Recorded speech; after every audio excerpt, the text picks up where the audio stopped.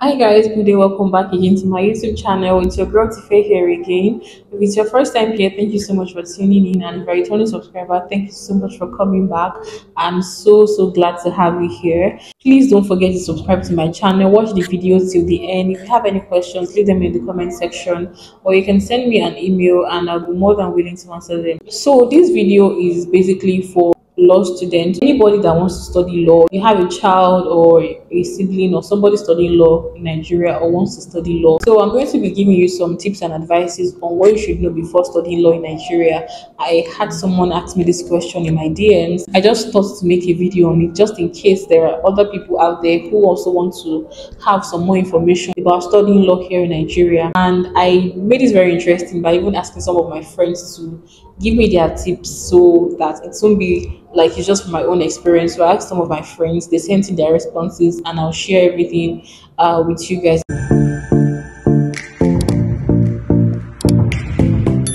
Now, let me start by giving you a short story on how I found myself studying law. When I was in SS1, we had this lecturer, or we had this teacher. We called him Piro. And Piro taught us government at the time. The way he taught us government was not the same way other people taught government. He was teaching us as if we were 100 level students that were studying philosophy or a social science course or something, and he would always tell us about philosophers like Thomas Hobbes, John Locke, what's this other guy's name? I can't remember right now, but just those philosophers. I was so interested and fascinated because he kept saying that he would still go to study law, this one, and I was so interested in what is even in this law that people are studying. And I was in arts class, right? I got to SS2 and people started asking me, what do you want to become? I said I want to be a lawyer. I had never stepped into a courtroom. I had never personally met a lawyer before. I didn't have any background in law, but I just wanted to because of what he said in class. And I was like, oh, I'm going to be a children's rights activist or something. I'm going to be a human rights activist.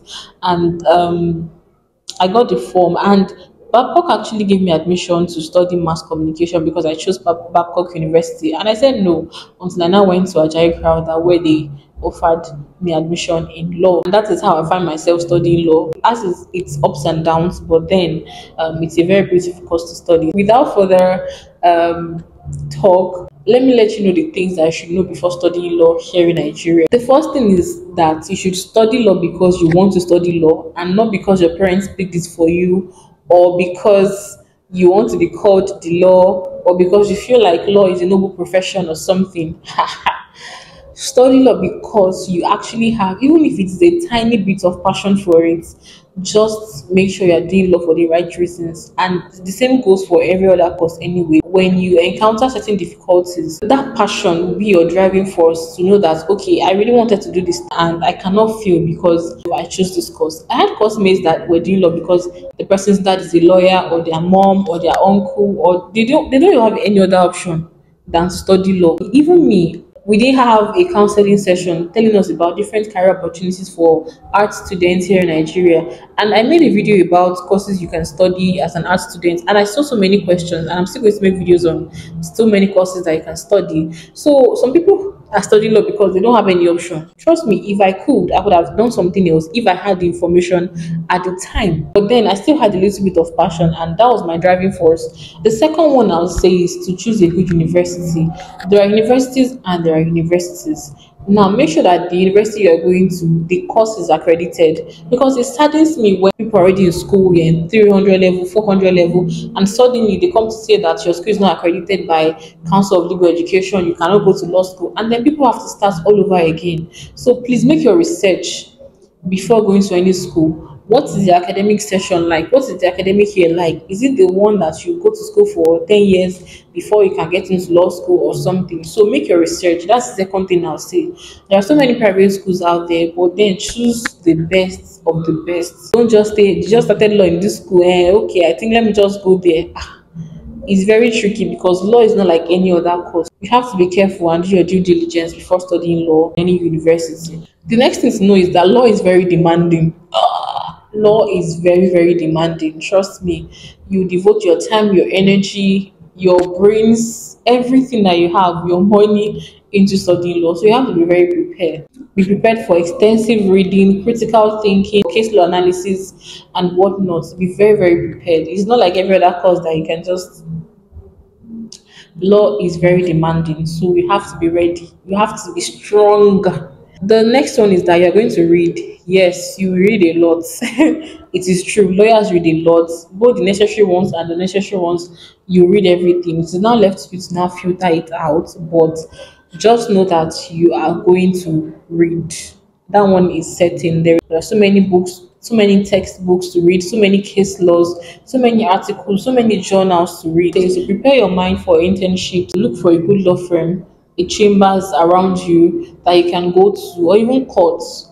If there's any court around you, I would advise that you go to the courts just so that you can be familiar with courtroom processes and whatnot.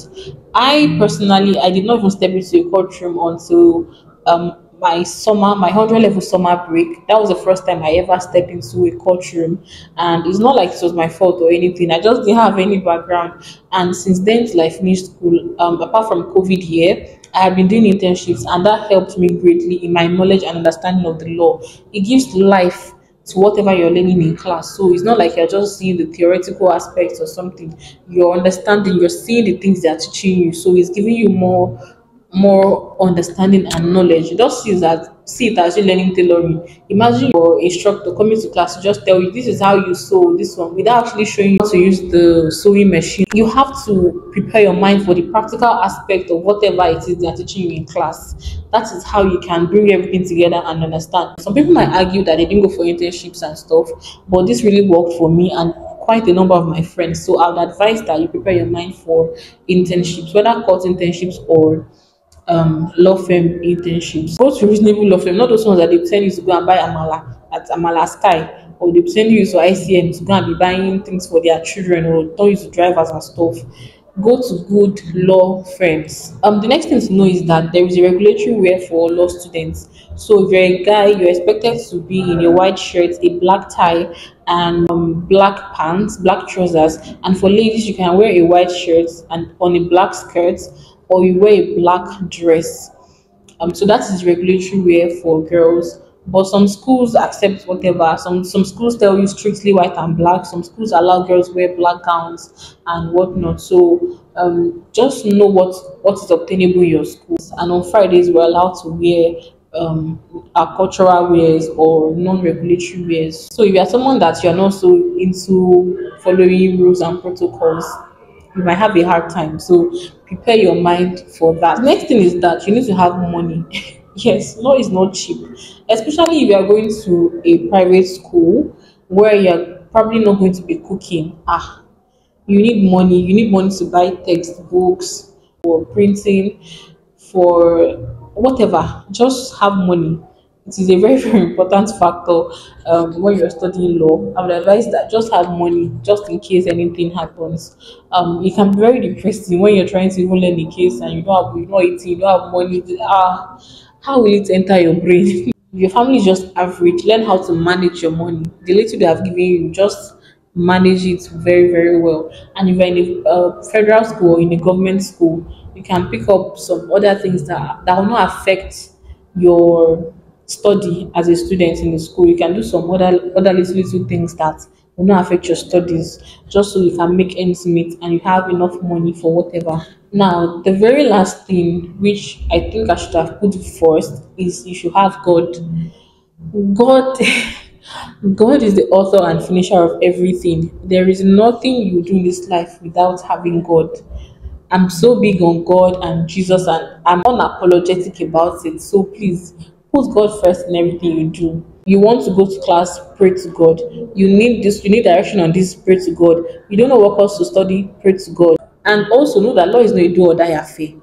Okay? You must not be a lawyer by fire by force. In my school, if your CGPA is below, I think 2.5 or 2.0, they will advise you to go to another department or you'll be asked to repeat a level. So please be very studious. Know what you're in school to do. Put God first. Pray to God for everything. Pray for your lecturers. When people tell you that, oh, this particular lecturer, we don't like this lecturer does whatever to us. Go there and have your own experience personally with that particular lecturer or that particular course. Don't go to school with other people's experience of whatever course or whatever lecturer. So I think this video is already too long. If there's any other thing, I'll leave it below in the comment section. If you're a lawyer right now or you're a law student, just drop your own advice for intending law student. That's all. Thank you so much for watching, and I'll see you in my very next video. Don't forget to like, comment, share, and subscribe to my channel.